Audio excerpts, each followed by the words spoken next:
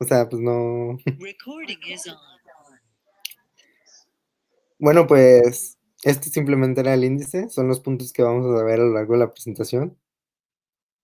Ah, y esto es lo que le estaba explicando acerca de los determinantes de la presión arterial. Con razón, nadie me respondió cuando lo tenía en esta diapo, cuáles eran los determinantes de la presión arterial, pero pues aquí se veían.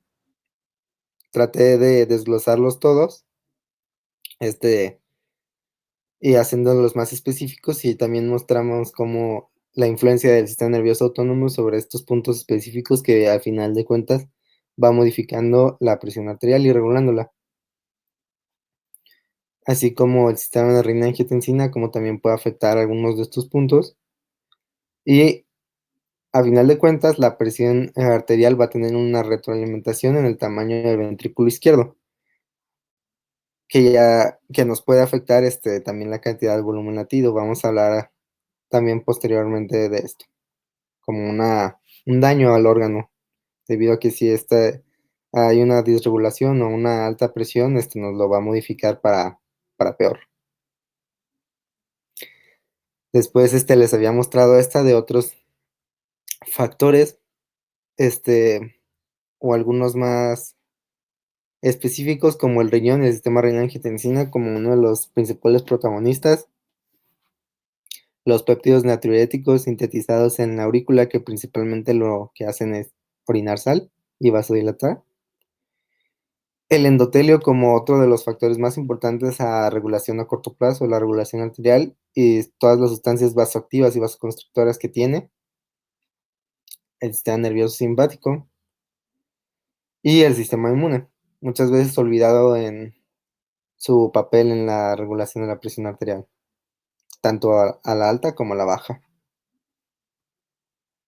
Esto es muy importante porque, como se puede ver, la sensibilidad a la sal, que es lo que muchas personas, o que se dice o se recomienda que dejen de comer sal para prevenir o tratar, en los cambios de estilo de vida, la presión arterial tiene que ver con el sistema inmune. Aquí otra vez, un mini resumen de cómo se regula la presión arterial. El tono venular, que al momento de si lo dilatamos más, actúa como cierta reserva de sangre, lo que va a hacer que disminuya la precarga en el corazón, que a su vez, va a disminuir la distensión de las fibras y la cantidad de sangre que eyecta, por lo tanto, puede bajar la presión arterial. A su vez, en el gasto cardíaco y la resistencia de los vasos va a determinar esta misma, por lo tanto, si constreñimos los vasos, va a aumentar la presión. Lo que si aumenta cerca del riñón o de sus diferentes estímulos, también nerviosos, nos va a desencadenar el sistema renina-angiotensina, que actúa en estos puntos también. ¿Dudas hasta aquí? El famoso sistema renina-angiotensina, de forma bastante simple, como lo teníamos, no voy a tener mucho porque se supone ya lo conocen. La síntesis de renina en el riñón, que va a cortar el angiotensinógeno en diferentes moléculas de angiotensina 1, que tiene poco efecto sistémico, pero cuando llega al pulmón mediante la enzima convertidora de angiotensina, pasa a angiotensina 2, que principalmente en su receptor AT1 es las funciones famosas y que todos conocemos, que elevan la presión arterial y la liberación de aldosterona para la recaptación de sodio, tirar potasio y tirar hidrogeniones. Y del otro lado también está ahora que se está volviendo famosa, la enzima convertidora de angiotensina tipo 2 para hacer angiotensina 1,7 por el coronavirus, famosa, pero que tiene efectos contrarios a los del receptor AT1.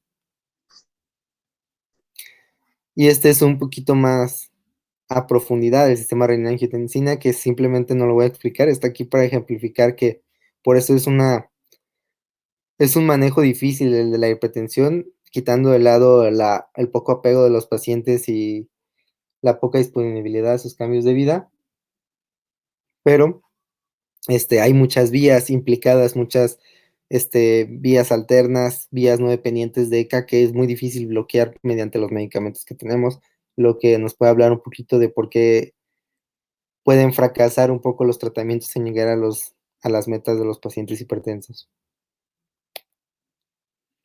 Bueno, ¿qué es la presión arterial, hipertensión arterial sistémica? Tal cual la vamos a definir como una elevación sostenida de la presión sanguínea en arterias sistémicas. Así de simple, no tiene mucha ciencia y el nombre lo dice. Pero ¿qué valor definimos? Ya habíamos dicho que menor de 120/80 es lo que consideramos normal. ¿Cuándo es hipertensión? Pues hay diferentes organizaciones que nos van a decir esto. Tenemos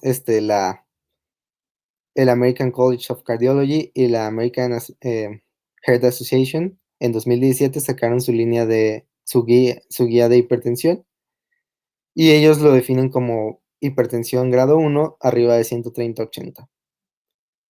La Sociedad de Cardiología Europea y la Sociedad del Corazón Europea nos dicen que arriba de 140/90 con su guía de 2018. Nosotros y las guías del CENETEC se basan un poquito más en la americana porque por la cuestión de la población es más similar a la nuestra, no tenemos nuestros propios estudios, entonces los más apegados a nuestra población son los del Estados Unidos. Ahora bien, ¿por qué definimos estos valores? ¿Por qué la presión arterial normal es abajo de 120/80?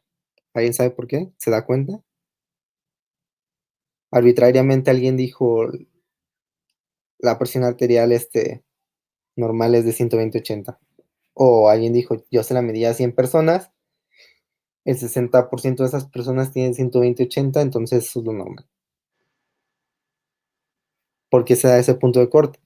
Porque hay un brinco aquí entre 120 y 130 a lo que no llamamos ni normal ni llamamos hipertensión. ¿Alguna idea?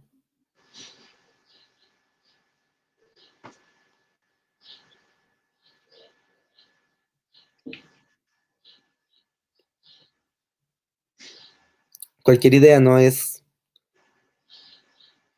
debatible, ni siquiera los grandes autores de estas guías podrían responder a ciencia cierta. O sea, tu pregunta es ¿por qué 130? Ajá, ¿por qué 140? Porque 120 es lo normal. Si Ah, tengo 120/80 mantenido, este, ¿voy a tener algún daño en mis órganos, en mi cuerpo? no.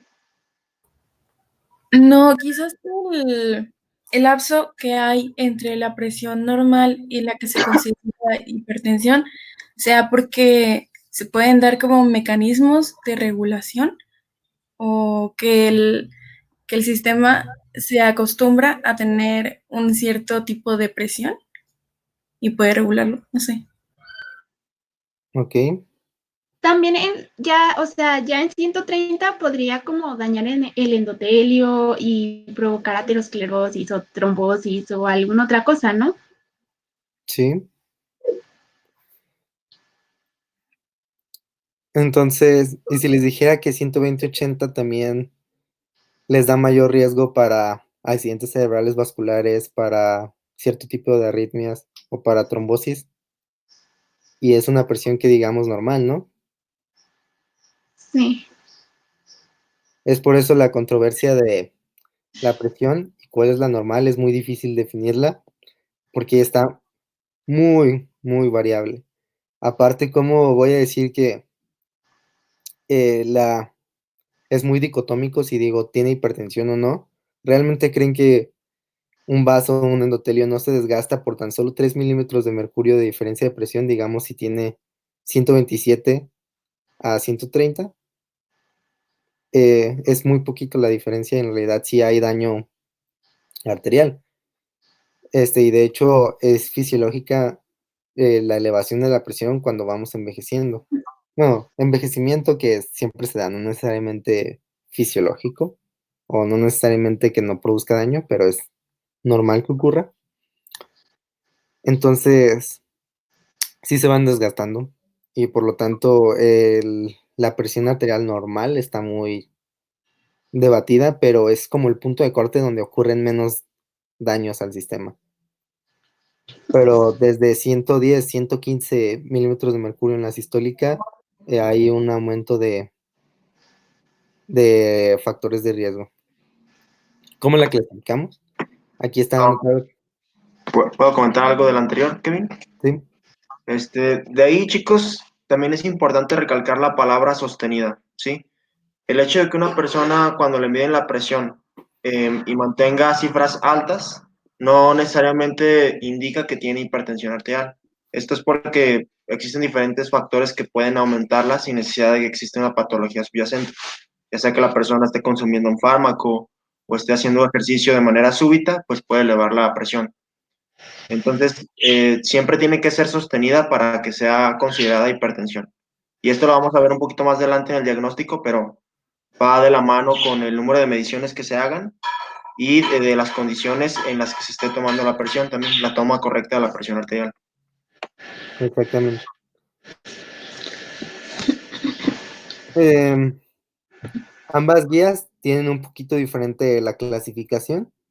Tenemos como óptima de 120/80 la guía europea, y podemos ver que lo normal de ellos es un poquito más elevado.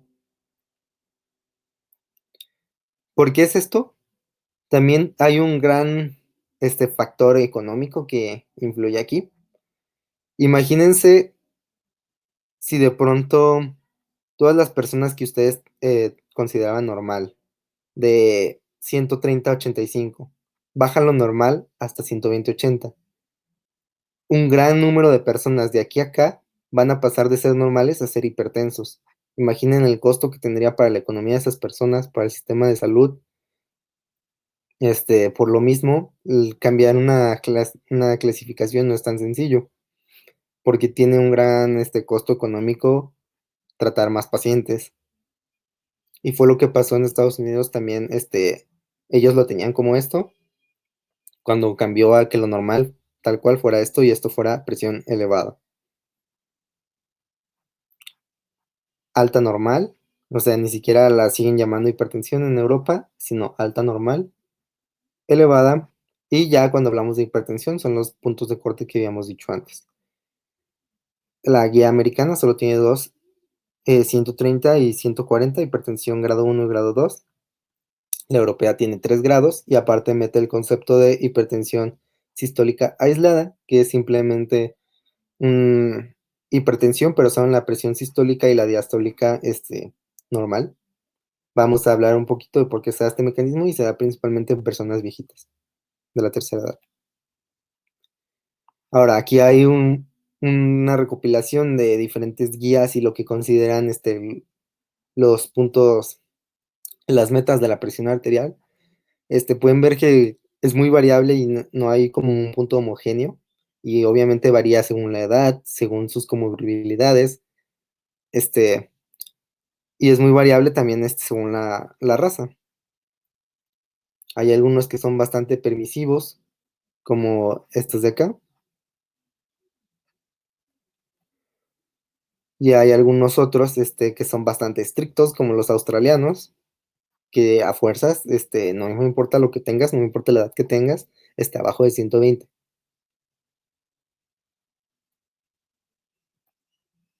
Ahora, la presión arterial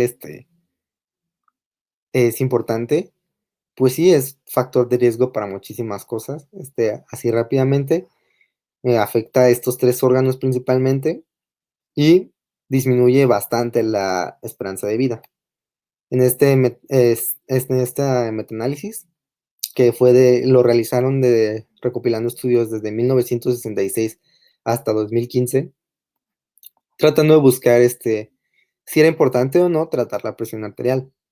Se puede ver que sí. Esto de aquí, repito, no han visto MB, pero un metaanálisis es lo top de la evidencia científica, son caros y difíciles de hacer. Y esto de aquí se llama Forest Plot o diagrama de árbol.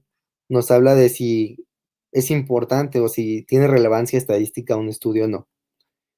Entonces podemos ver que aquí, en eventos mayores cardiovasculares, las personas que se trataban la hipertensión les sucedía menos que las que no. Igual en la enfermedad coronaria, igual en los accidentes cerebrales vasculares, igual en la falla cardíaca o la insuficiencia cardíaca. En la falla renal, no, era bastante parecido en ambos grupos. pero sí es un factor de riesgo, habíamos visto cuando vimos enfermedad renal crónica, y en causa mortalidad general, es decir, a final de cuentas se mueren más por cualquier tipo de causa las personas que no se tratan la hipertensión. Sí. Produce alrededor de 9.4 millones de muertes cada año. Eso es bastante. Se dice que hay 1.000 millones de personas que tienen hipertensión. Y para 2040 se estima que un tercio de la población mundial va a tener hipertensión. Por lo tanto, es un factor de comorbilidad bastante importante y bastante común. Arriba de 50 y 70 años, más de la mitad de las personas de México tienen hipertensión. Y es bastante sencilla de tratar. O, bueno, no es sencilla de tratar, sino que su tratamiento nos da grandes beneficios con poquito que se logre. Bajar 10 milímetros de mercurio de la hipertensión arterial, todos los beneficios que les da. Prevenir los eventos cardiovasculares en un 20%, la enfermedad coronaria en un 17%, el OCVC en un 27%, la falla cardíaca en un 28%, y si bajan 10 milímetros de su presión arterial, tienen 13% menos probabilidades de morirse. Entonces es un número bastante bien. Los factores de riesgo para desarrollarla son multifactoriales, como pueden imaginarse, los afecta su genética, su raza, su género y el ambiente en el que tienen. Los genes obviamente no vamos a profundizar mucho porque no tiene mucho sentido que se los mencionemos, no es información muy práctica, relevante para nuestro medio y para el medio de un médico general, pero si hay alguno con bastante relevancia, lo mencionamos por ahí. La raza, los negros son los que sufren aquí, las razas afroamericanas y los descendientes de África, tienen cierto, voy a profundizar un poquito más de eso, pero tienen cierto menor tolerancia a la sal, por así decirlo. La inactividad, el estrés, la obesidad, el tabaco, la edad, el consumo de sal y el alcohol. No hay mucha sorpresa detrás de estos factores de riesgo, pero aquí hay un dato curioso en el alcohol, por ejemplo. ¿Quién, así, soltando ideas al aire, quién creen que tenga más riesgo de desarrollar hipertensión? Yo, que me tomo 2 cervezas al día, bueno, una cerveza al día, o Moya, que no toma alcohol en lo absoluto, nunca ha tomado alcohol en su vida. Moya. ¿Tú? Moya porque el alcohol, bueno, no sé si tenga que ver con esto, que también el alcohol tiene beneficios tomándolo en una medida adecuada. En la parte como que vimos la aterosclerosis, ayudaba a formar mayor moléculas o proteínas HDL o colesterol bueno, y no sé si tenga que ver con eso, que te ayude a mejorar pues los ateromas y eso te haga que tengas menos cantidad de hipertensión. Solo fue como algo. Sí, tiene que ver por ahí. Hay estudios que dicen que las personas que toman 1 a 2 tragos moderados de alcohol tienen menos riesgo de desarrollar hipertensión que una persona totalmente abstenida del alcohol, que no toma nada, pero ya de 3 tragos para arriba de alcohol, hay un mucho mayor riesgo que los dos juntos. Entonces, en pequeñas cantidades. Alfonso, ¿Vale? lo que comentaste sobre la disminución del riesgo cardiovascular y aumento de HDL, más que atribuirse al alcohol, se atribuye al vino tinto, ¿sí? Es porque el vino tinto tiene agentes antioxidantes como las sirtuinas, que precisamente tienen este efecto, disminuir el riesgo de formación de placas ateromatosas y aumento de HDL y efectos antioxidantes. Sí, los que están más asociados a ese punto de antioxidante es el vino tinto, y también hay estudios que hablan un poquito del tequila. Pero el estudio que mencionaba esto de 1 o 2 tragos de alcohol no especificaba ningún tipo de alcohol, pero otras bibliografías que normalmente son muy famosas que consulten mencionan que el vino tinto es el principal. pero en poca medida, ¿va? Y la sal. Normalmente nuestros cuerpos no están acostumbrados a consumir la sal que consume la dieta occidental. Un americano hombre promedio consume alrededor de 7.7 gramos de sal al día. ¿Saben cuáles son el punto máximo de requerimientos máximos de dieta en una persona? Son alrededor de 5.3, 5.4, es decir, consumimos el doble de sal de lo que deberíamos.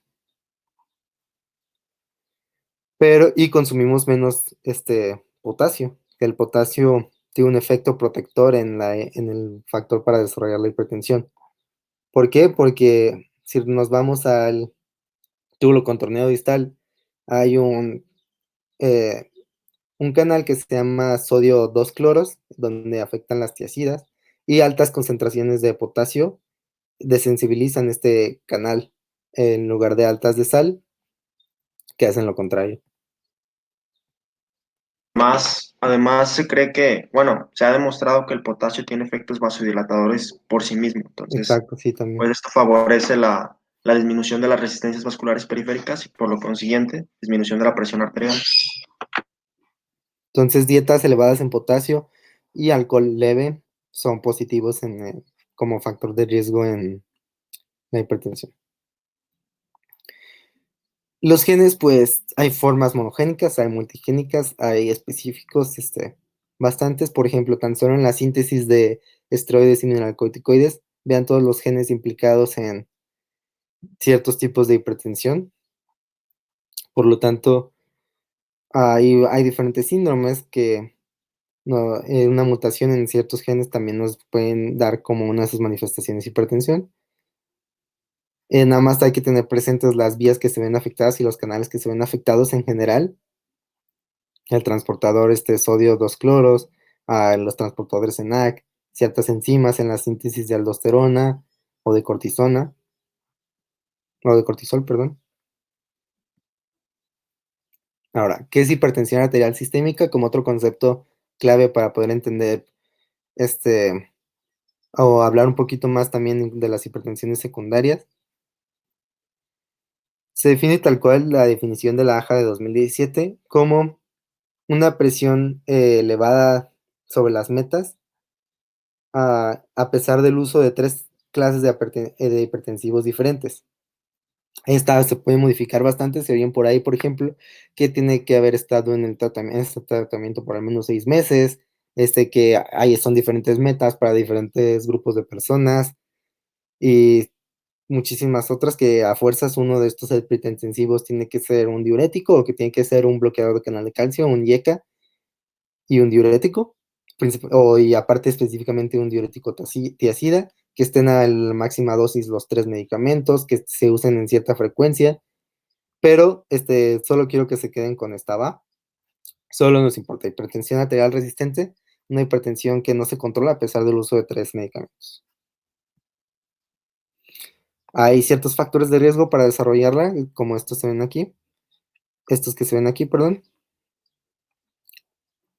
De nuevo tenemos a las personas afroamericanas y a los de Southeastern de Estados Unidos. Y el cierto tratamiento de que las comorbilidades de los pacientes. Recordemos que estos pacientes que van a presentar principalmente hipertensión arterial son pacientes ya de la tercera edad. Normalmente tienen muchas comorbilidades y toman muchos otros medicamentos. Por lo tanto, la polifarmacia también es un riesgo para desarrollar hipertensión arterial resistente. Y aquí,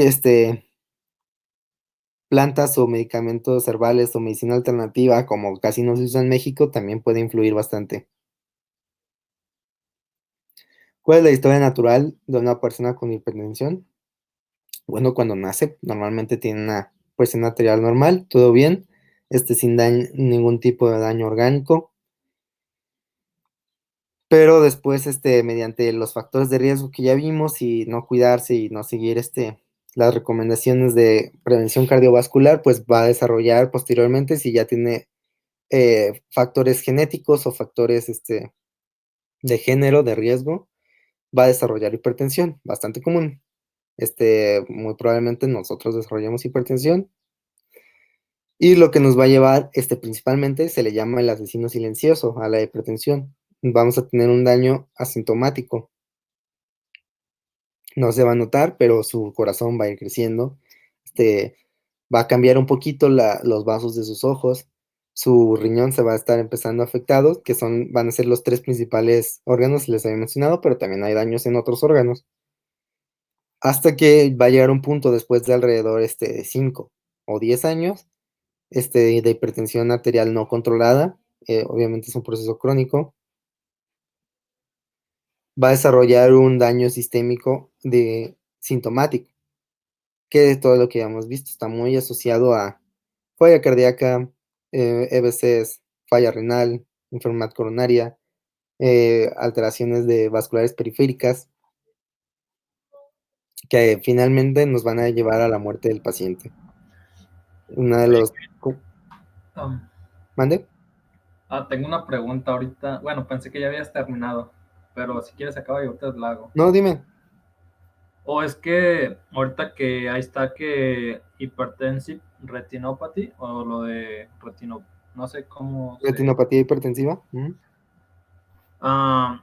había leído que las personas que tienen hipertensión, por lo regular también si cuando duermen o duermen del lado izquierdo, que se ve, o bueno, no se ve de manifiesto totalmente, pero sería una forma de poder diagnosticar también que le sale un derrame en el ojo izquierdo, pequeños derrames.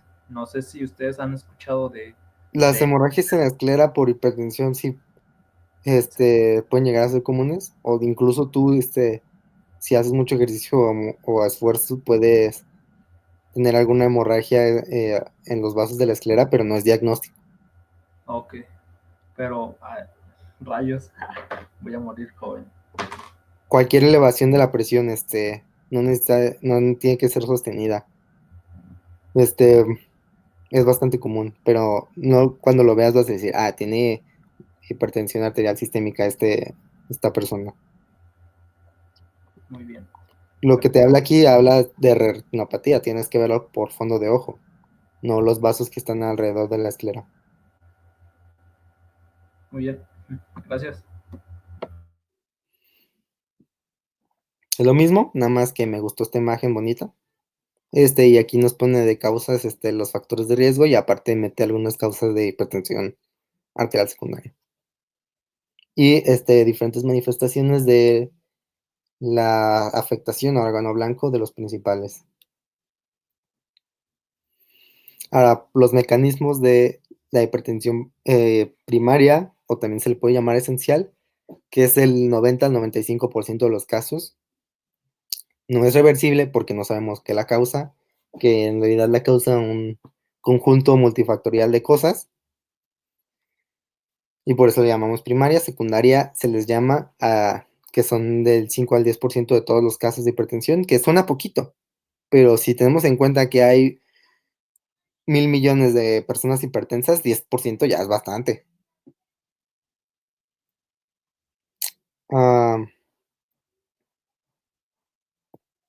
Se me fue la onda. Vamos a tener primeramente que hay 3 tipos principales hablando hemodinámicamente de hipertensión. La hipertensión sistólica en adolescentes y adultos jóvenes. La hipertensión diastólica en personas de la mediana edad, que es la que es la más común, la mayoría de las personas. Y la hipertensión sistólica aislada en adultos mayores. Aquí están rápidamente qué mecanismos están asociados a esta. De forma burda, aumento del gasto cardíaco y una aorta rígida, ambos presumiblemente reflejando un sistema nervioso simpático hiperactivo. Esto obviamente es más por afectación genética o alguna malformación en el sistema nervioso de los adolescentes o adultos jóvenes, y por eso lo presentan a tan temprana edad, aunque con los estilos de vida que llevamos cada vez disminuye más el punto de corte en las personas para desarrollar hipertensión de este tipo. Esta hipertensión diastólica se le llama, pero puede cursar con una sistólica normal o con una sistólica elevada. Lo más normal es que sean con una sistólica elevada. Se debe principalmente a la elevación de las resistencias vasculares periféricas y el gasto cardíaco puede estar afectado, pero normalmente está normal. Por último, la hipertensión sistólica aislada en adultos, que se debe a una alteración vascular principalmente de los vasos que se van a mantener hipertrofiados o con un radio distinto, y esto no va a permitir que la presión baje durante la diástole debido a que hay una baja luz en el vaso y se mantiene con presión.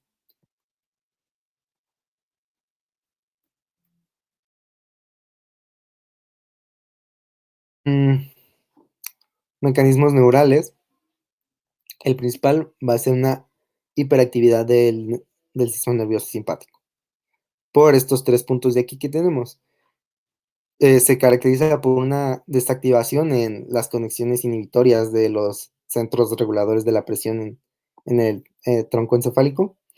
Ejemplo, los barroreceptores del seno carotídeo y del callo de la aorta o de la aurícula, que van a dejar de censar ciertos niveles de presión elevada, se van a ir acostumbrando, como mencionó ahí una de sus compañeras, y te acostumbras a estos niveles altos de presión arterial. De hecho, si a una persona que tiene una hipertensión grado 3, por ejemplo, tú se la bajas a los niveles normales de golpe, se te va a descompensar, se va a sincopiar, aunque tenga una presión normal y bastante adecuada para perfundir sus tejidos. Activación de conexiones excitatorias, es decir, quimiorreceptores del cuerpo o aferencias renales van a detectar que hay una compresión, digamos, en algunas arterias aferentes en el riñón, lo que va a activar el sistema renina-angiotensina y el sistema nervioso simpático, o algunos quimiorreceptores que pueden detectar ciertos niveles falsos, por así decirlo, de pH o hipoxia o baja de oxígeno. Y los altos niveles de angiotensina 2 también causan acción excitatoria en niveles, en partes del cerebro que no tienen barrera hematoencefálica.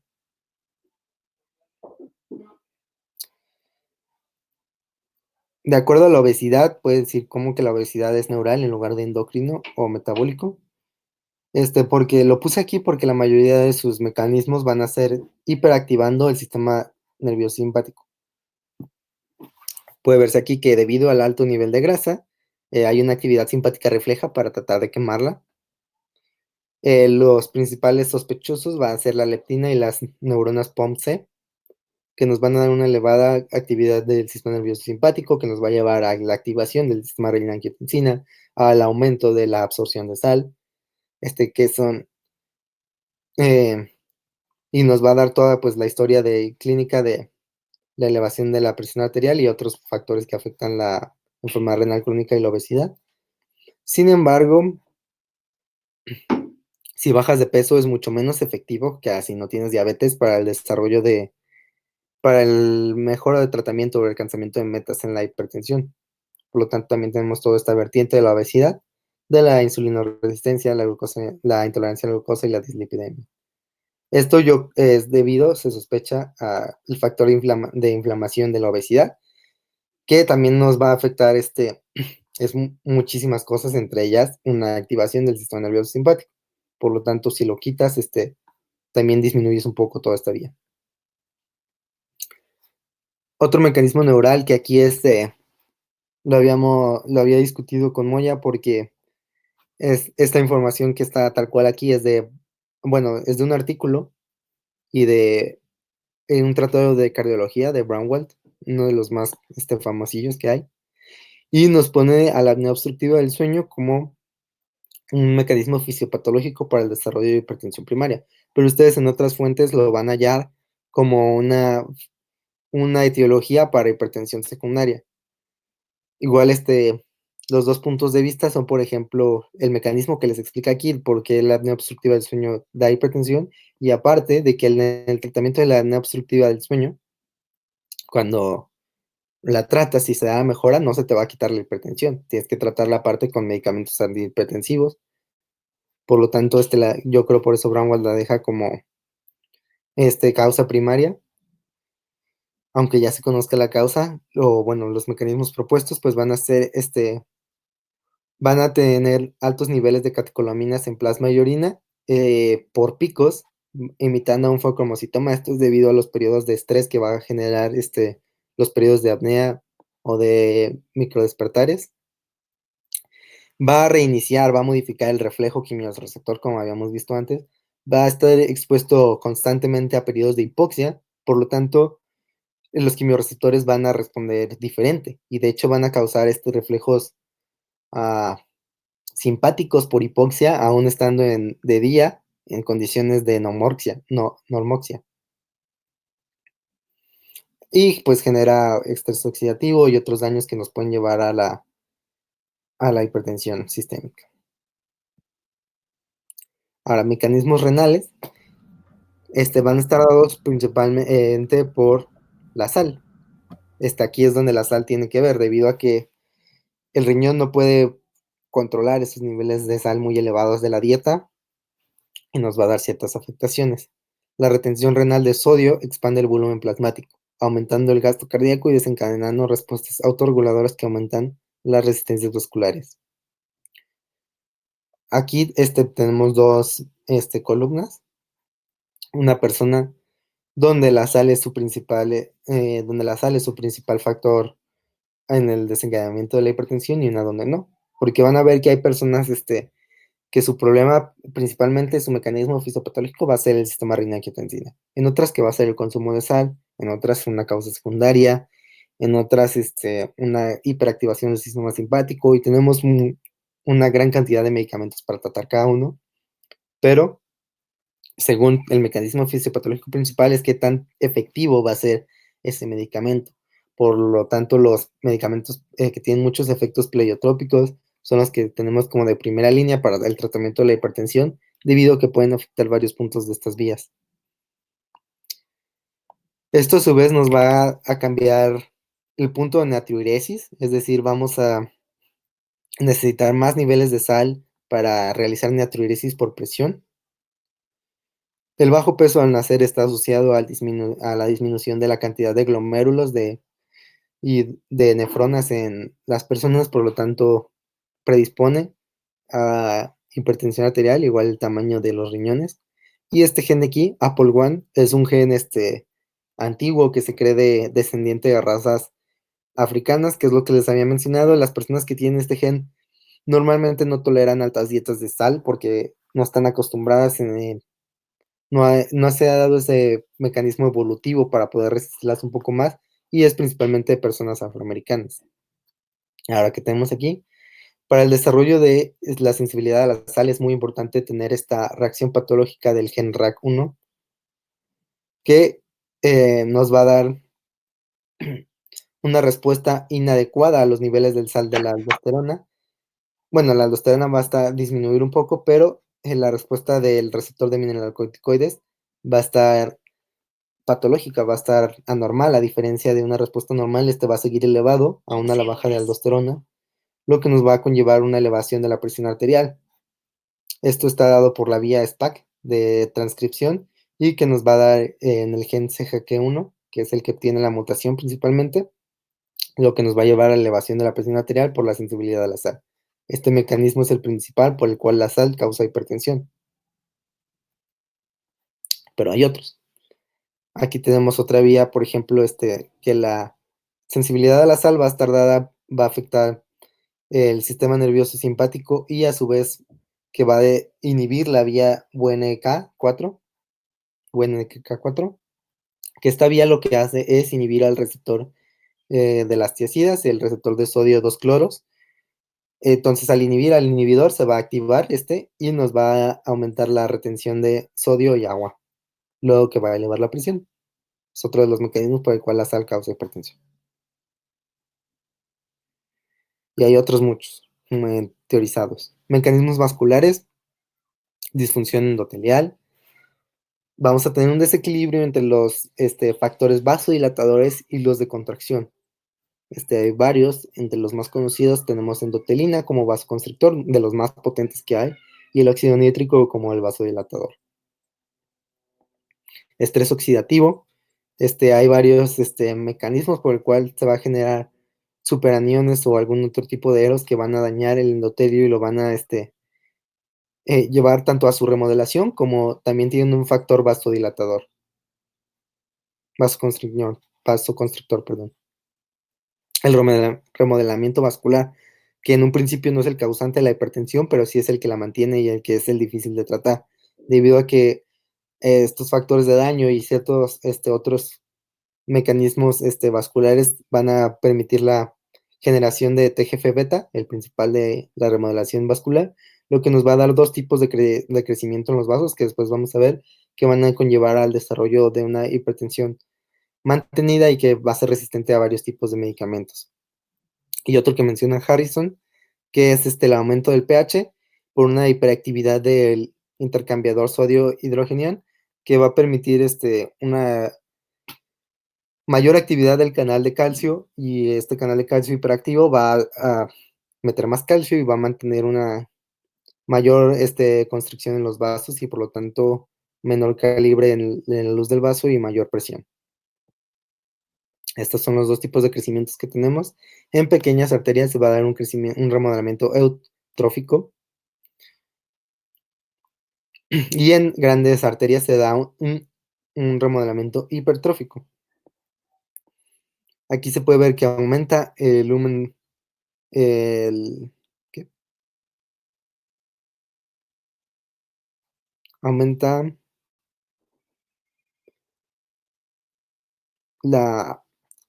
el área de la arteria de aquí y disminuye el lumen. Y aquí lo que aumenta es la pared del vaso.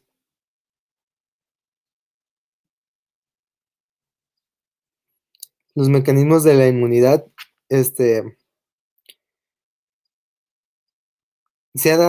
ha encontrado en diferentes pacientes con enfermedad renal crónica, con hipertensión, perdón. Cuando se les hacen biopsias, se encuentran un mayor infiltrado de células inflamatorias. Aquí los principales de la película van a ser células T y macrófagos, ¿va? Y también se les ha encontrado mayores marcadores inflamatorios y mayor cantidad de citocinas secretadas. Y esto se ha comprobado de diferentes maneras en estudios en ratas y en curiosidades en personas. Por ejemplo, las personas con VIH tienen baja de linfocitos T. Y pues cuando se les da el tratamiento retroviral, se busca que se aumenten estos linfocitos. Y se ha visto que las personas con tratamiento retroviral tienen un aumento en la incidencia de hipertensión por el aumento de los linfocitos T. En cambio, las personas con artritis reumatoide, por ejemplo, que reciben inmunosupresores, tienen menor incidencia de hipertensión que las que no lo tienen. ¿Por qué se da esta infiltración en el riñón por las células inmunes? Se cree que es por una elevada presión de perfusión, lo que va a causar cierto daño en el riñón y va a causar inflamación, lo que va a causar la migración de estas células. A su vez, el factor de crecimiento de la placenta se cree es el principal mediador entre el sistema inmune y el sistema simpático. Una hiperactividad del sistema simpático también va a desencadenar sistemas aumentados de respuesta inmune, y se cree que es por medio de este factor. Y pues van a secretar muchas citocinas que van a prolongar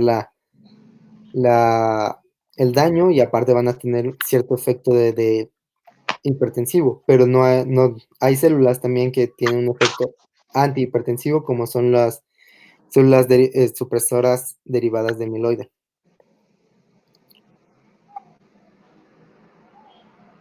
Los mecanismos hormonales, pues, básicamente es una hiperactividad del sistema renina-angiotensina. No nos vamos a detener mucho aquí, simplemente funciona más o no responde a sus secreciones. Nos va a dar los efectos que no queremos. En este caso, porque sí son buenos fisiológicamente, van a ser los del AT1. Bien. Ya ¿Quieres que se cambiar explicó. de compartir la pantalla, Moy? No, está bien así. No sé si tú me puedes ayudar con el cursor. Va. Bueno, igual no voy a apuntar mucho, pero bueno. Ya una vez que se explicó los mecanismos fisiopatológicos del por qué se da la hipertensión, se habló de la epidemiología y de la gran relevancia que tiene la hipertensión primaria, pasaremos a un segundo módulo que es la hipertensión secundaria. Esta pues se va a caracterizar por tener una causa identificable, ¿sí? Que determine la hipertensión arterial y que puede tener mucha relevancia porque el hecho de que intervengamos de una forma oportuna, de una forma inmediata y temprana, puede beneficiar al paciente por la disminución de las complicaciones que pueda tener esta hipertensión. Si bien es una hipertensión arterial que tiene una menor prevalencia en comparación de la primaria, va de un 5 a 15% de las personas con hipertensión arterial. Tiene mucha relevancia porque la gran mayoría de este tipo de hipertensión, tiene aumentos súbitos y pueden ser dañinos para el paciente porque puede exacerbar las complicaciones en un tiempo agudo en comparación con la primaria, que generalmente es gradual, es silenciosa, pero esta pues estamos hablando de una hipertensión más severa, por decirlo así.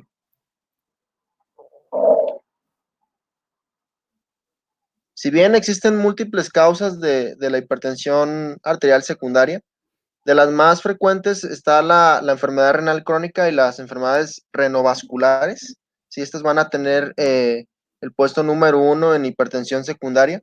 Existen otras como pueden ser la coartación de la aorta, el síndrome de Cushing y aquellos estados de excesos de glucocorticoides. Sí, esto se debe a que, pues en el síndrome de Cushing se trata de aumentos bastante elevados de glucocorticoides. Si bien los glucocorticoides tienen cierto papel en la regulación de la presión arterial, dada su semejanza a la aldosterona. Entonces, si se encuentra un exceso de glucocorticoides, estos van a tener la capacidad de actuar sobre los receptores de aldosterona e inducir sus efectos, como es el aumento de la presión arterial. También puede ser inducida por drogas o relacionada con drogas, sobre todo las metanfetaminas, la cocaína, algunos fármacos simpaticomiméticos pueden inducir la presión arterial por la sobrecarga simpática. Uropatía obstructiva también, feocromocitoma, que más adelante abordaremos, aldosteronismo primario y otros estados de mineralcorticoides. Y estos van a ser prácticamente tumores que se encuentran en las glándulas suprarrenales que van a inducir una mayor expresión y liberación de aldosterona. La enfermedad renovascular ya mencionada, la apnea del sueño, que ya habíamos comentado que puede ser tanto primaria como secundaria, dependiendo de la bibliografía, y la enfermedad tiroidea, sobre todo el hipertiroidismo, perdón, y el hiperparatiroidismo también se relaciona. En cuestión al hipertiroidismo, pues se sabe que las hormonas tiroideas regulan de algún modo y aumentan el metabolismo basal. Tienen un papel también en la expresión de los receptores beta-adrenérgicos y pues eso tiene mucho papel porque el hecho de que se sobreexpresen esos receptores beta-adrenérgicos, sobre todo los tipo 2, hace que las catecolaminas circulantes tengan una mayor sensibilidad en los tejidos y por lo tanto un mayor efecto y por consiguiente se aumenta la presión arterial por el aumento del metabolismo basal. Siguiente, por favor. En esta imagen se habla sobre la prevalencia en porcentaje y sobre las pruebas de escrutinio tanto primarias de primera instancia como las confirmatorias. En el caso del hiperaldosteronismo, pues se ve que tiene una prevalencia relativamente alta. El hecho de que se presente un hiperaldosteronismo que puede ser primario nos habla de la presencia de un tumor. Y si un tumor produce una gran cantidad de aldosterona, lo que vamos a observar como prueba diagnóstica va a ser la concentración sérica de aldosterona. Sin embargo, podemos hacer uso de otros tipos de pruebas confirmatorias como las pruebas de imagen, como es el caso de la resonancia magnética o de las TACs.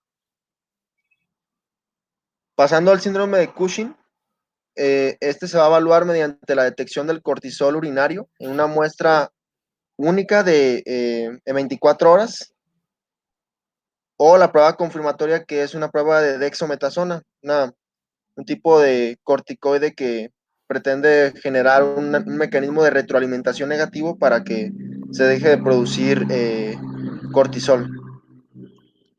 Feocromocitoma, pues se trata de un tipo de tumor productor de catecolaminas, más adelante lo veremos. Los metabolitos de estas catecolaminas son las metanefrinas, entonces la concentración de metanefrinas va a ser proporcional a la producción de catecolaminas circulantes. También se pueden hacer algunas pruebas de imagen como TAC o resonancias magnéticas. Hablando sobre las enfermedades tiroideas, pues vamos a medir las hormonas T3 y T4, así como la TSH, también pruebas de imagen y enfermedades parenquimatosas renales mediante pruebas de imagen y otras pruebas un poco más específicas sobre las siguientes, como en la apnea del sueño se hace la poligrafía o la polisomnografía para evaluar los ciclos del sueño. ¿Le puedes dar la siguiente, por favor? Listo. Gracias.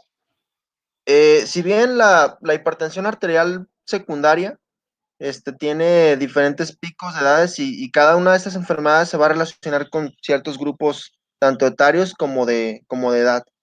Si se fijan, la mayoría de los niños menores de 12 años y adolescentes suelen tener alteraciones monogénicas, es decir, los síndromes que mencionó Kevin en un principio, síndrome de Liddle y síndrome de Garner, todo ese tipo de síndromes que son pues muy raros, se relacionan en un inicio temprano, ¿sí? Ya que las enfermedades genéticas pues tienden a manifestarse en un inicio y pues esto hace que su incidencia sea mayor en este grupo de edad. También son frecuentes la coartación de la aorta y algunas enfermedades parenquimatosas renales. En adultos jóvenes, además de presentarse en menor medida las alteraciones monogénicas, se presenta la displasia fibromuscular, especialmente en mujeres, y en adultos de mediana edad y mayores ya tenemos las enfermedades un poquito más frecuentes, como son el aldosteronismo primario, el síndrome de Cushing, la apnea obstructiva del sueño, que es muy común en pacientes con obesidad y sobrepeso, y enfermedades parenquimatosas también se presentan, así como distiroidismos.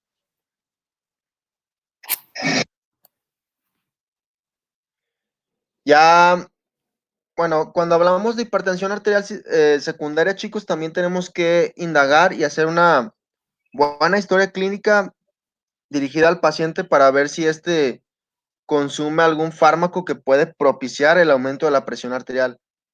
Dentro de los fármacos que mayormente se asocian a este aumento de la presión, están los anticonceptivos orales que pues son principalmente consumidos por las mujeres y pues se van a caracterizar por tener una gran carga de estrógenos. Fármacos adelgazantes, perdón, descongestivos nasales, sobre todo los antihistamínicos, son los que se relacionan más a este aumento. Sustancias estimulantes como es el caso de las metanfetaminas, la cocaína, ya mencionado. El regaliz, que es un componente de algunos edulcorantes. ¿Sí? En algunos dulces se presenta esta sustancia, los regaliz. Y pues también tiene un papel en el aumento de la presión arterial porque los regaliz poseen un ácido llamado ácido glicerrínico. Y este ácido glicerrínico, de algún modo, altera la conversión del cortisol en cortisona, ¿sí? Fisiológicamente hablando, tenemos que el cortisol en concentraciones fisiológicas no actúa de manera intensa, por decirlo así, en los receptores de mineralocorticoides. Esto es mediado por una inactivación cuando se encuentra en este receptor de los mineralocorticoides. Aquí lo que va a pasar es que el regaliz va a inhibir a la enzima que inhibe al cortisol, la 11-beta hidroxiesteroide deshidrogenasa tipo 2, ¿sí? ¿Qué va a pasar aquí? Pues si no se inactiva ese cortisol de forma fisiológica, el cortisol va a tener un efecto en los receptores de mineralocorticoides y por lo tanto, pues va a simular un hiperaldosteronismo primario. También la medicación inmunosupresora, sobre todo la ciclosporina, tacrolimus, algunos fármacos que se emplean sobre todo en pacientes con con cáncer, y algunos esteroides también pueden inducir aumento de la presión arterial. Tratamientos antiangiogénicos contra el cáncer y algunas otras sustancias como la eritropoyetina, que es muy usada en pacientes con enfermedad renal crónica, esteroides anabolizantes, AINES, sí, como la aspirina, paracetamol, todo este tipo de fármacos, AINES en general, pueden aumentar la presión arterial. Moya, Siguiente. Sí, incluso lo ahorita cuando hablas lo del, recuerdo que en fisiología, sí, lo lo del receptor, cómo actúa el cortisol en el receptor de los mineralocorticoides. corticoides. Y bueno, como una molécula de aldosterona tiene una actividad de 30,000 veces más que una molécula de cortisol, pero aquí en estos casos cuando hay exceso de cortisol, pues esa poca actividad que tiene de 1% a comparación de 30,000 de mineralocorticoides, pues es como va a actuar y también pues va a afectar. Casi no se ve, pero cuando hay el síndrome de Cushing, sí. Sí, así Sí. es. Ah, Sí, es más que nada por eso. Si no se inactiva el cortisol en su forma inactiva, que es la cortisona, el cortisol puede actuar y pues aumenta esta proporción mencionaste de 1 por cada 30,000, ¿no? sí. Bueno, se aumentaría esta proporción y pues generaría los efectos hipertensivos.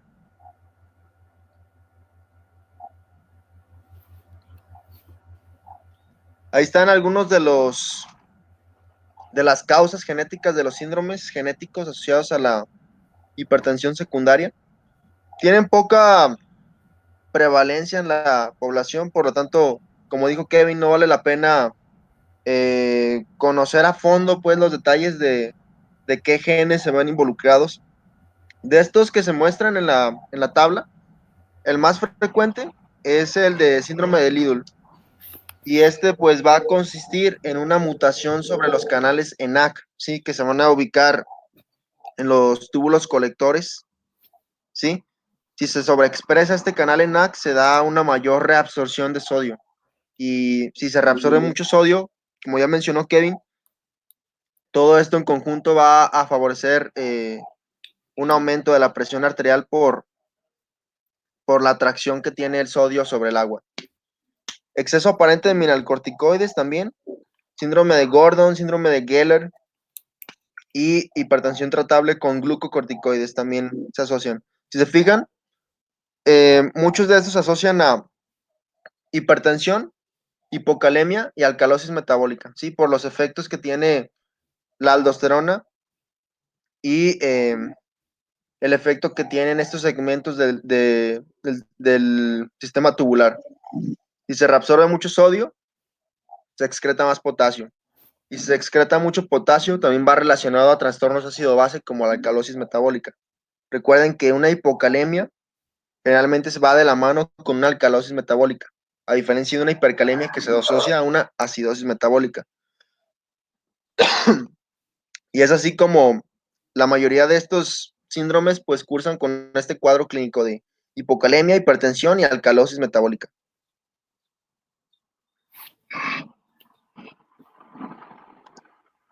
Bien, para distinguir o bueno, enfocarnos un poquito más a este grupo de pacientes tenemos que hacer un escrutinio clínico, ¿sí? No todos los pacientes que lleguen al consultorio para una evaluación van a tener hipertensión arterial secundaria, van a ser muy pocos los que acudan con estas características. Es por eso que tenemos que conocer cada una de estas para saber cuándo sospechar o no sobre una hipertensión arterial de tipo secundaria. Ya vimos que la mayoría de este tipo de enfermedades suceden en pacientes jóvenes. Pacientes jóvenes se define por menor de 40 años y generalmente este tipo de pacientes tienden a tener periodos episódicos de hipertensión arterial, como es el caso del feocromocitoma. Pueden presentar también hipertensión arterial sistémica, hipertensión arterial resistente, que ya se había mencionado que es cuando una hipertensión cuando se muestra una presión arterial elevada, a pesar de la inducción de 3 o más fármacos antihipertensivos y el uso de un diurético. Hipertensión arterial grave de grado 3 o emergencia hipertensiva. Presencia de un daño orgánico extenso. Más adelante abordaremos a qué se refiere con daño orgánico. Y pues también el uso de algunos estudios laboratoriales como estudios de laboratorio como pueden ser estudios bioquímicos o en caso de un escrutinio un poquito más avanzado, polisomnografía y las características clínicas de una apnea obstructiva del sueño. Y pues obviamente esto acompañado con la clínica que pueda presentar el paciente. En este caso, pues nos vamos a enfocar más en feocromocitoma o antecedentes familiares de este.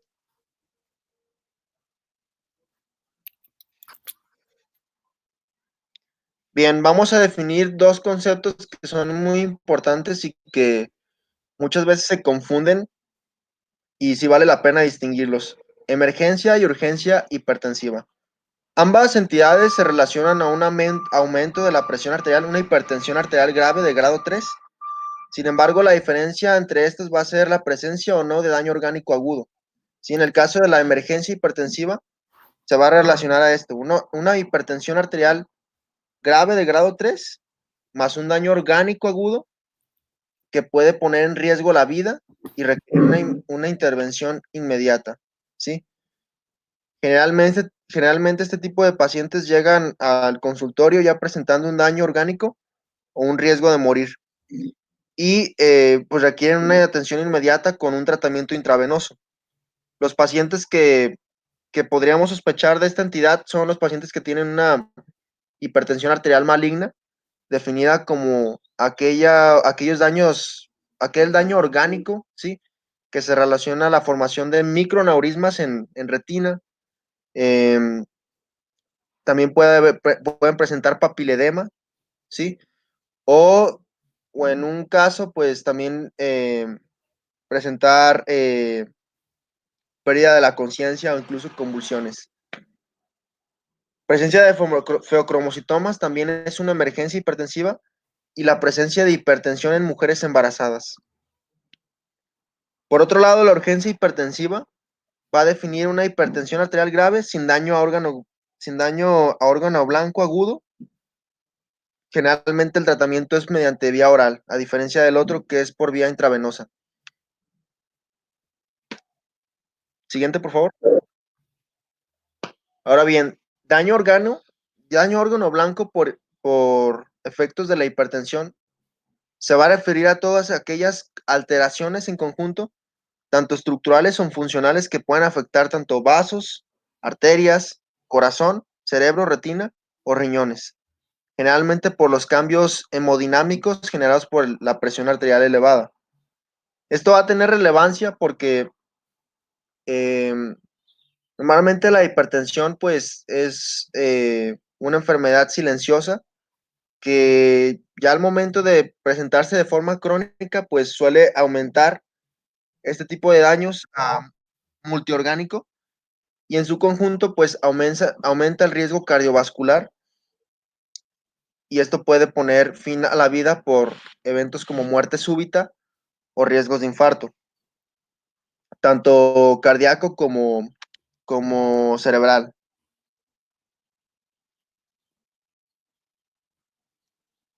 Vamos a hablar ahora sí de las complicaciones que tiene la hipertensión arterial a nivel sistémico. Si bien, pues, es una enfermedad que se relaciona mucho con eventos de morbilidad y mortalidad en la población, representa, a fin de cuentas, la principal causa de muerte a nivel mundial, sobre todo por la presencia de estas complicaciones que pueden ser tanto a nivel cerebral, generándonos eventos como infarto o hemorragias intracraneales, a nivel ocular, que nos da las famosas retinopatías hipertensivas, a nivel cardíaco, que se relaciona con una hipertrofia ventricular, sobre todo izquierda, y por consiguiente en un estadio más avanzado, insuficiencia cardíaca, y a nivel renal se relaciona con enfermedad renal crónica. Ya habíamos visto que la hipertensión representa la segunda causa más frecuente después de diabetes de enfermedad renal crónica. Entonces, sí tiene un impacto a nivel multiorgánico muy importante que se tiene que conocer a profundidad cada uno de estos. Hay otras alteraciones no mencionadas en esta presentación, como es el caso de las demencias, ¿sí? Muchas veces atribuimos la demencia en pacientes seniles por otras causas como Alzheimer o algunos tipos de infecciones. Simplemente decimos es por la vejez, pero no tomamos en cuenta el hecho de que este paciente probablemente tenga hipertensión y pues se relaciona a una enfermedad vascular que condicione las funciones cognitivas y nos dé lugar a las demencias vasculares. Esta imagen ya la había puesto Kevin anteriormente, solamente es para recordar que es una enfermedad silenciosa hasta cierto punto. Ya cuando se presenta un daño a órgano blanco, ya se vuelve más sistémico, ¿sí? Es básicamente las complicaciones de las fases asintomáticas. Si se fijan, puede afectar a nivel de corazón, se vuelve sintomático cuando se presenta una insuficiencia cardíaca y ya forma parte de un síndrome y pues se presentan los signos y síntomas clásicos de la insuficiencia cardíaca. Cuando hay enfermedad cerebrovascular, va de la mano con alteraciones en la función cognitiva e incluso motoras, ¿sí? Afectación de áreas de la corteza que también nos condicionan a un daño en la cognición. Enfermedad renal, eh, enfermedad arterial coronaria o enfermedad vascular periférica. Todo esto en conjunto nos puede dar como resultado una muerte súbita o ya esperada.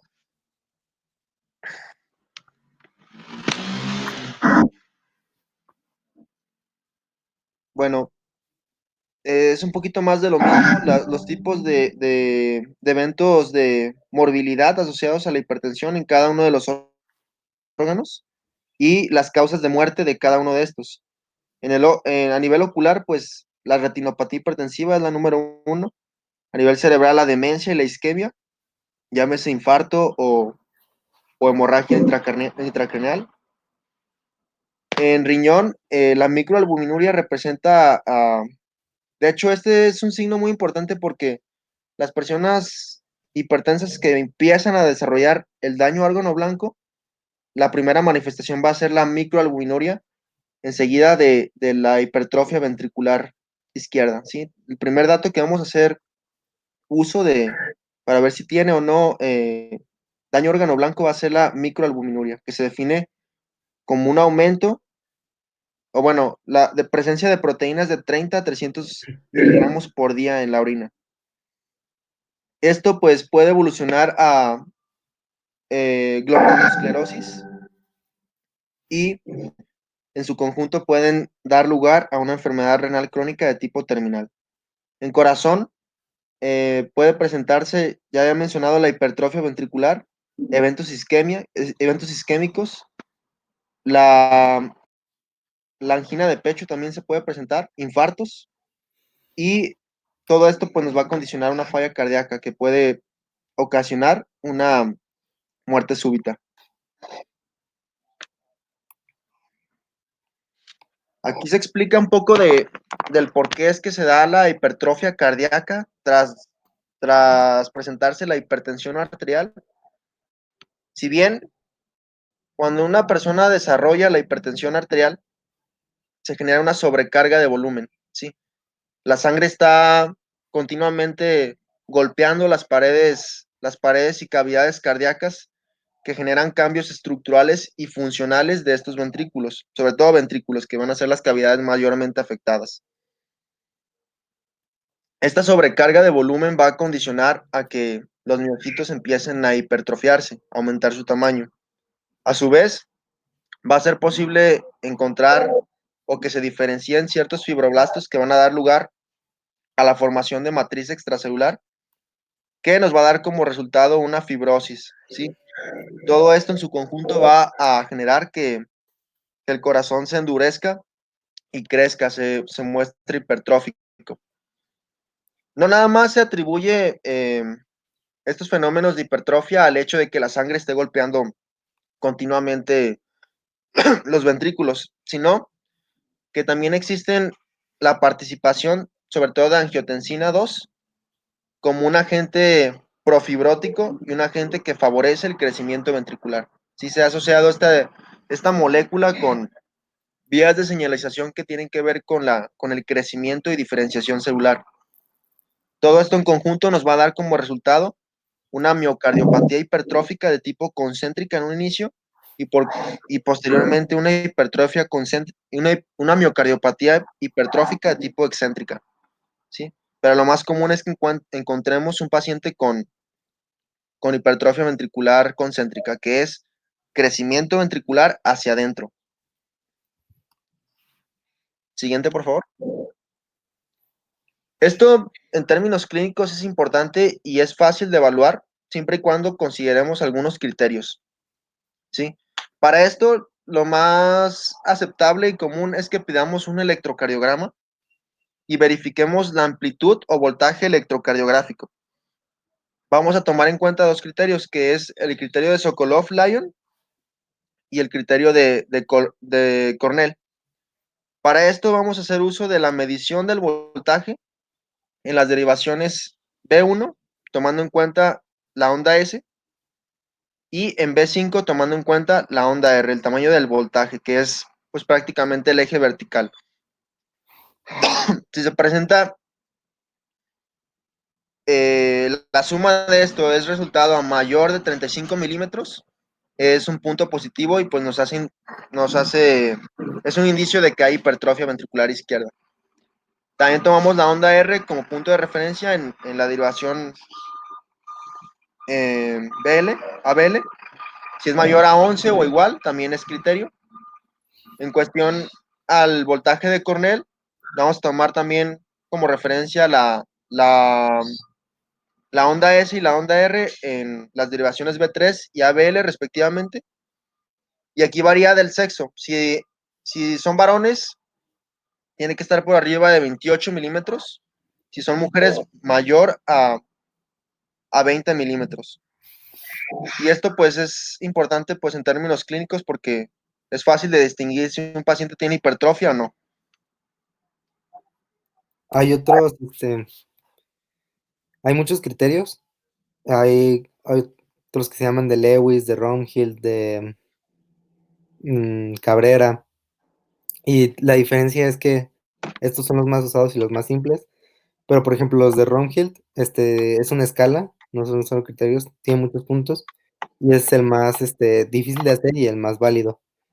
Hay otros como, por ejemplo, de Peguera o que se ajustan a otra de una manifestación muy común en el electrocardiograma de pacientes con hipertensión es bloqueo de rama, y el bloqueo de rama izquierda a veces puede afectar un poquito cómo se ve las derivaciones precordiales en el electro. Entonces hay criterios que ajustan a que se ajustan a eso para poder sacar si tiene hipertrofia ventricular o no, debido a que las dos son manifestaciones muy comunes en pacientes hipertensos. Kedin, ¿podrías regresar a la imagen anterior, por favor?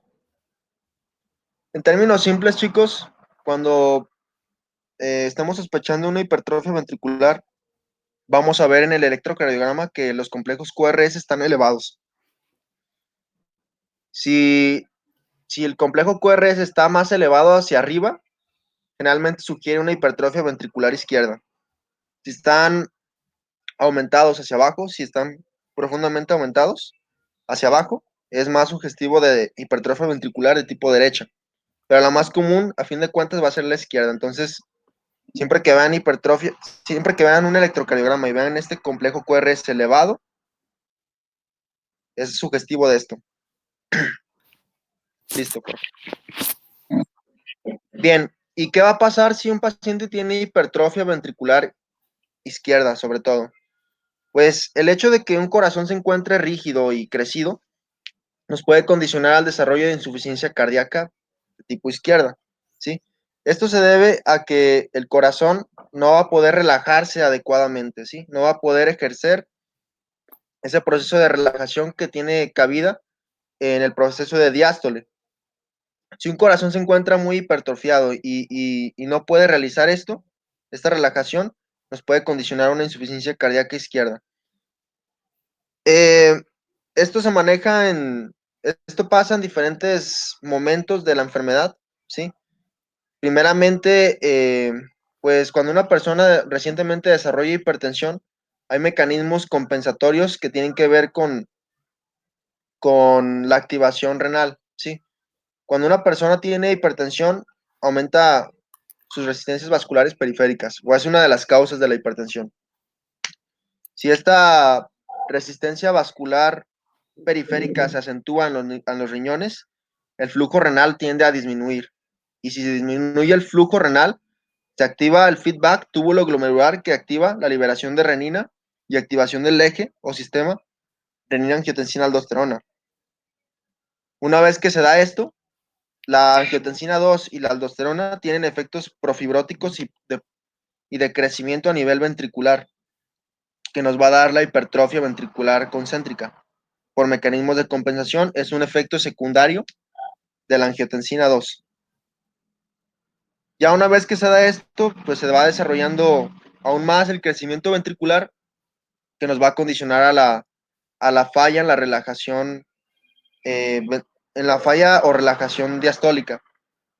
Entonces, como resumen, una hipertrofia ventricular generalmente inicia con una insuficiencia cardíaca diastólica, pero si se progresa aún más puede condicionarse y afectar también a la sistólica. Entonces puede ser mixta. Insuficiencia cardíaca diastólica en un inicio, pero después sistólica.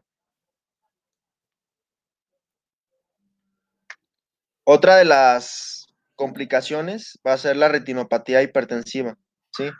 A fin de cuentas, la retina está conformada por un gran número de arterias retinianas que pueden verse influenciadas hasta por los mismos mecanismos de la presión arterial. Bueno, nos vamos a basar en 4 fases de la fisiopatología de la retinopatía hipertensiva. La primera fase es la vasoconstricción por los aumentos de la angiotensina 2 circulante. Después tendremos a la fase exudativa. Después la fase esclerótica, que ya es cuando hay un endurecimiento de la íntima de estos vasos, se muestran rígidos. Y posteriormente se van a presentar las complicaciones de esa fase esclerótica, que consisten en las hemorragias retinianas por la formación de micro o macroaneurismas en arterias retinianas. Puede haber oclusiones tanto venosas como arteriales y la formación de membranas epirretinianas.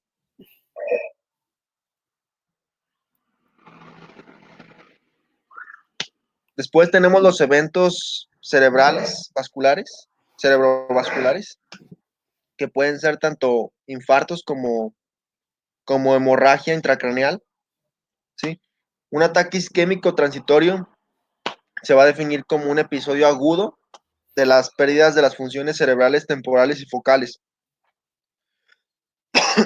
Los infartos cerebrales van a estar atribuidos por la formación de ateromas o por la incidencia de algún trombo en las arterias, producto de un embolismo cardíaco, que es consecuencia de la hipertensión arterial. O sea, la hipertensión arterial afecta al corazón y el corazón, por consiguiente, forma trombos que pueden dañar al infarto. Es una forma secundaria del por qué un corazón daña el cerebro, pero también la hipertensión por sí sola puede afectar los vasos cerebrales e inducir una reducción en el calibre o diámetro de las arterias. Y la hemorragia intracraneal también es causa de estos ataques en un 15 o 20% de los casos.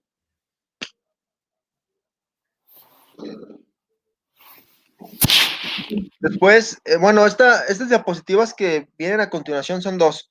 Ya se había mencionado en la clase de enfermedad renal crónica. Solamente vamos a recapitular algunos conceptos importantes que yo considero. que son pues los efectos de la hipertensión glomerular sobre el aumento en la permeabilidad del aparato de filtración glomerular. No sé si recuerden que el hecho de que una nefrona mantenga una hipertensión glomerular y una hiperfiltración condiciona a cambios mecánicos, ¿sí? Por cuestiones hemodinámicas que hacen que haya una disfunción en los poros, sobre todo por afectación de podocitos. Y esto, a fin de cuentas, pues va a afectar la selectividad de los componentes que se deben de filtrar a nivel glomerular. Y esto da cabida a que se empiecen a excretar proteínas por vía urinaria. Y esto, a su vez, pues va aumentando y exacerbando la enfermedad renal, ¿sí?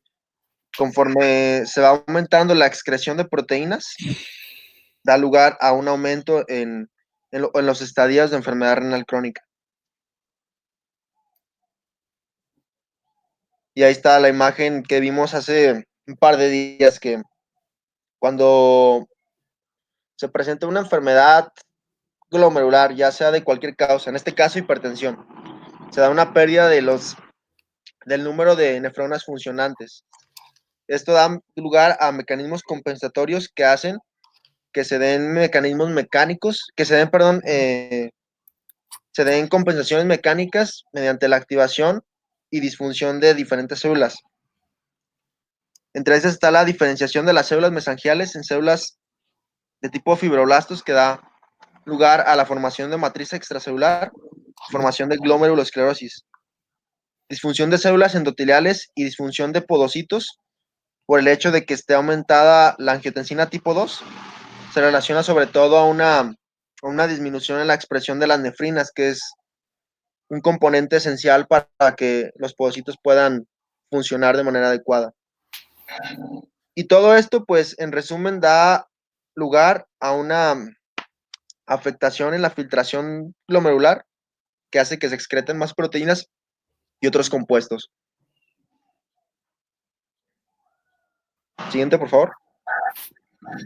Esto es lo mismo que lo anterior, solamente se agrega el papel que tiene la inflamación y los factores transcripcionales relacionados a la inflamación, como NF-κB, sobre la formación de matriz extracelular y fibrogénesis, que dan lugar a la glomerulosclerosis y, por consiguiente, daño renal.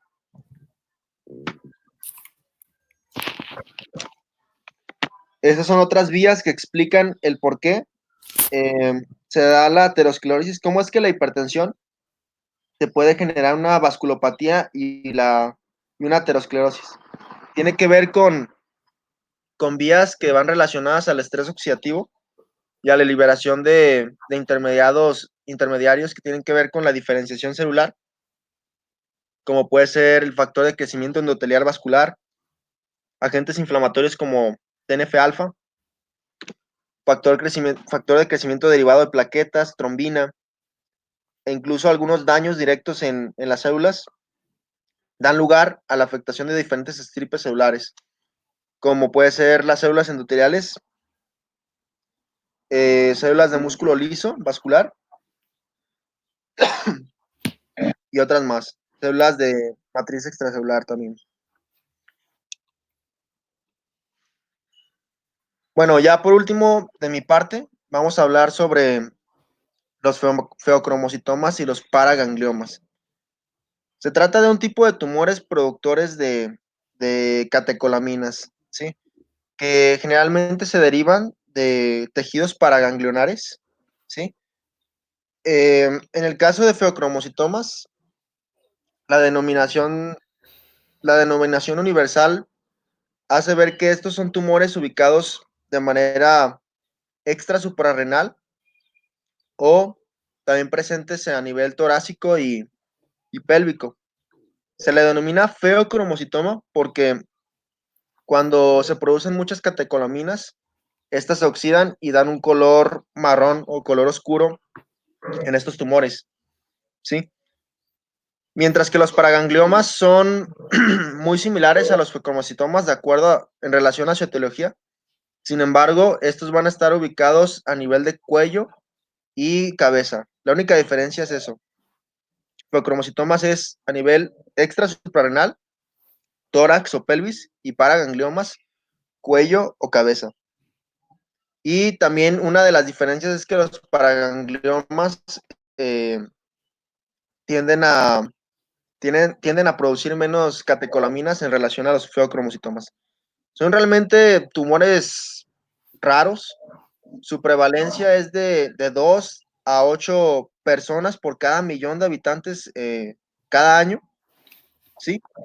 Y pues es una de las causas muy importantes de hipertensión arterial secundaria, dada su clínica que es tan característica. Ahorita vamos a ver un poquito más de la clínica. Siguiente, por favor. La etiología de estos tumores productores de catecolaminas puede ser de forma esporádica o asociada a síndromes. De forma esporádica se relaciona a mutaciones en genes de tipo monogénico, que puede ser, los genes mayormente asociados a este síndrome son el RET, ¿sí? El factor inducible por hipoxia y la mutación en el gen que expresa la enzima succinato deshidrogenasa, que es una enzima que participa en el ciclo de Krebs. En relación a los síndromes que se asocian al feocromocitoma, está el síndrome de von Hippel-Lindau y el síndrome ahí se me fue el nombre, síndrome multi... ¿Te acuerdas, Kevin, de los Mendoza? ¿Cómo se llamaban? Endocrinopatía múltiple, sí. Todo esto, hablando de las mutaciones genéticas y sus efectos, tenemos que el factor inducible por hipoxia, ya lo habíamos mencionado en enfermedad renal crónica, tiene un papel importante porque medía o es un sensor de las respuestas de oxígeno a nivel celular. Esto, pues, el hecho de que el factor inducible por hipoxia se encuentre alterado y sobreexpresado, da lugar a la activación de diferentes genes que tienen que ver tanto con el metabolismo de la glucosa como en las respuestas de oxígeno. También el hecho de que se encuentre mutada la enzima succinato deshidrogenasa da lugar a que el ciclo de Krebs no pueda funcionar de manera adecuada y se formen sustratos o se encuentren sustratos en mayor medida, como puede ser el fumarato y succinato, que nos da como resultado una inhibición del ciclo de Krebs.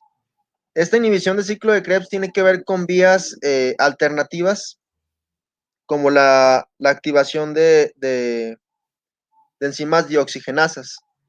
Esta de abajo que ven aquí, JMJD, es una enzima dioxigenasa, y también la TETC. Todas estas enzimas tienen que ver con la activación o supresión de ciertos genes, DNA e histonas. Si estas enzimas se sobreexpresan y actúan de manera anómala, dan lugar a fenómenos de desmetilación, tanto de histonas como de DNA. Y esto pues da lugar a la expresión de otros genes que son oncológicos.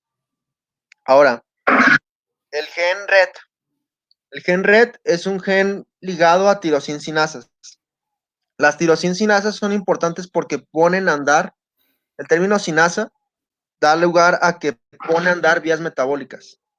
Si se activan estas vías metabólicas, dan lugar a crecimiento celular, ¿sí? Por la inducción de vías de transducción de señales, como puede ser la vía de fosfatidilinositol tresinasa, las vías de AKT, las vías de mTOR.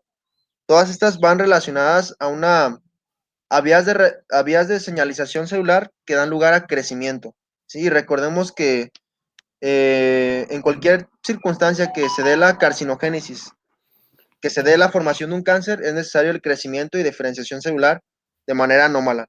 Entonces, si se sobreexpresan estas vías de señalización celular, se captan ciertos nutrientes como pueden ser los aminoácidos, la glucosa. Todo esto da lugar a un crecimiento o anabolismo celular característico del cáncer.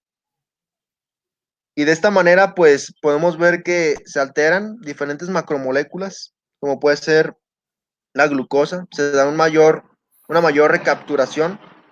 recaptación de glucosa, una mayor síntesis de macromoléculas como ácidos nucleicos, lípidos, ácidos grasos, la translocación de ciertas proteínas, la, la activación de genes también de crecimiento como el MYC. Todo esto da lugar a la formación de los tumores de feocromocitomas y paragangliomas, que son, a fin de cuentas, tumores muy vascularizados derivados de tejido paraganglionar. Siguiente, por favor.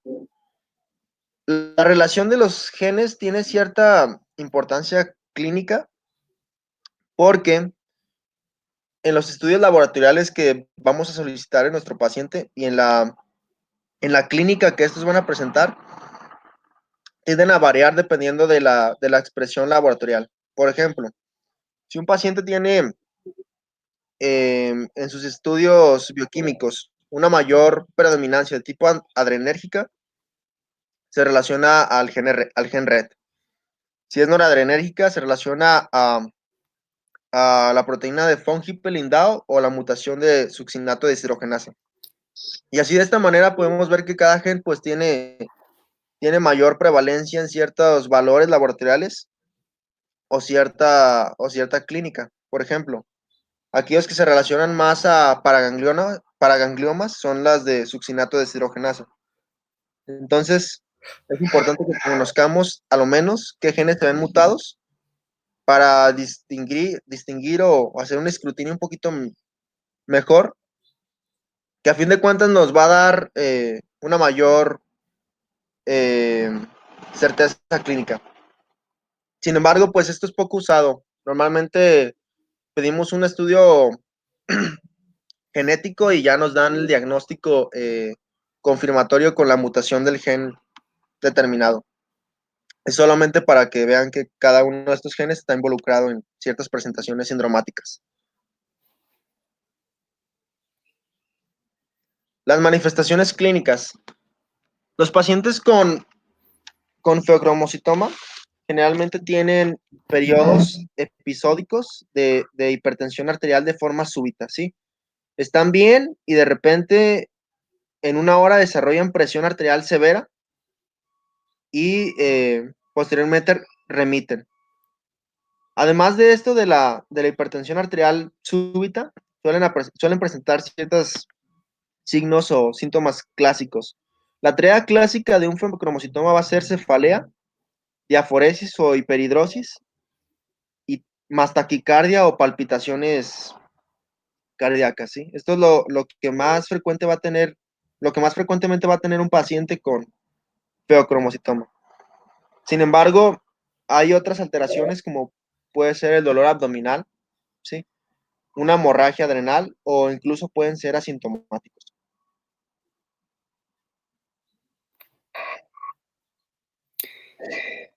Ya para terminar, rápidamente solo vamos a ver métodos diagnóstico auxiliares. No podría, todavía no han llevado prope ni han llevado medicina interna, entonces por eso no profundizamos tanto en este lado, pero era un punto que venía ¿cómo se llama eso? ¿Temario? El programa, ¿no? En el programa.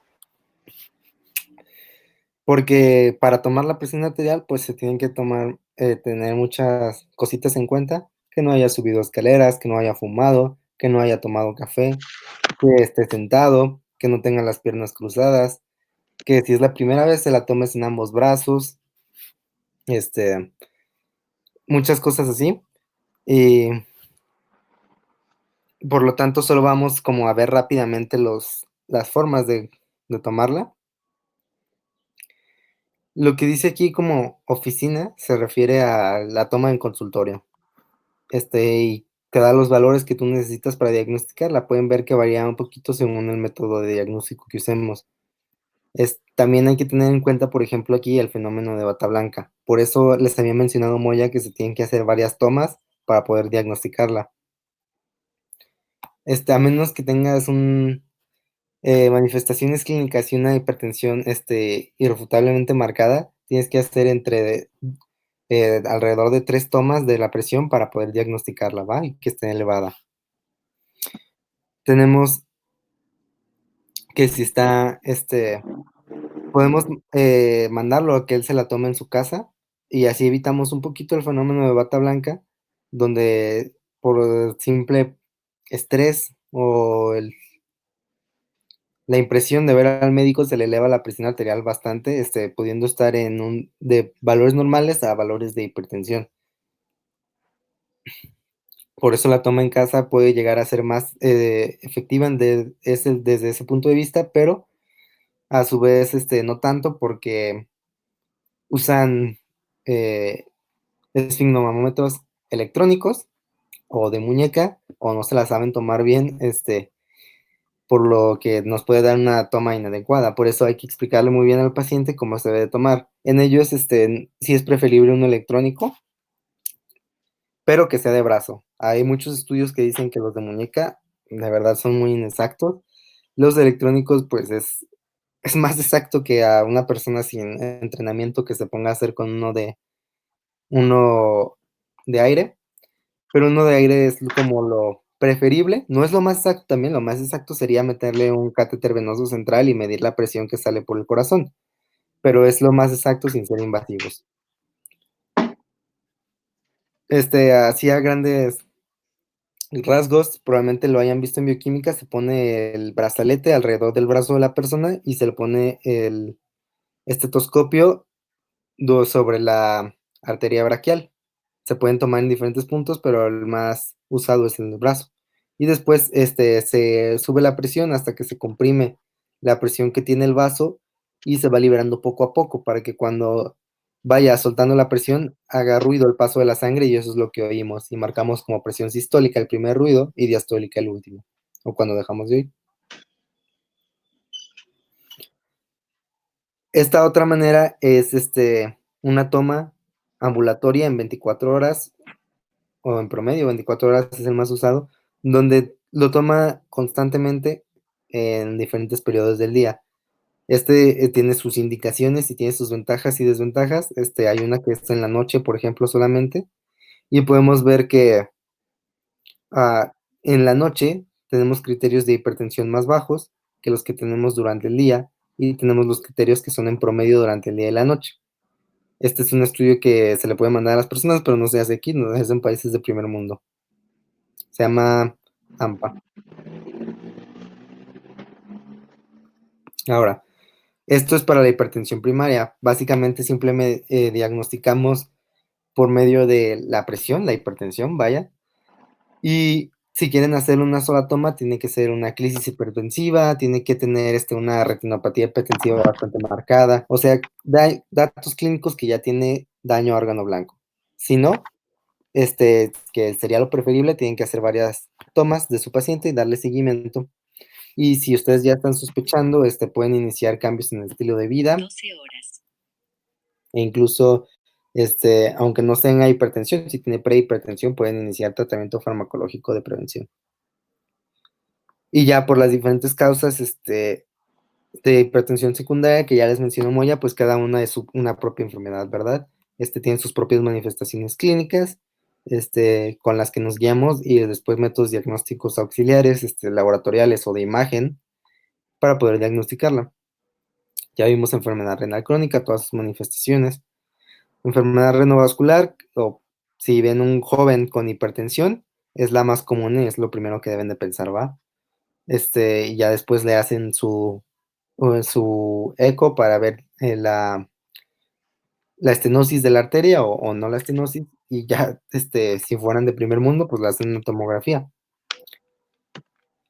Y para el aldosteronismo primario, pues tenemos la clínica de periodos de hipertensión con hipopotasemia, que es como lo más específico, pero no es tan común, por lo tanto se prefiere el índice de renina-aldosterona Y ya después, más específico, la carga de sal, ya sea intravenosa o oral, y, o con un catéter.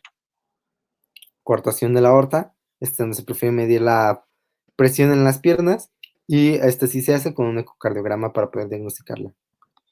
La prueba de corticoides para Cushing con 1 miligramo de dexametasona, pero antes ven su clínica de todo las estrellas violáceas, la jiba,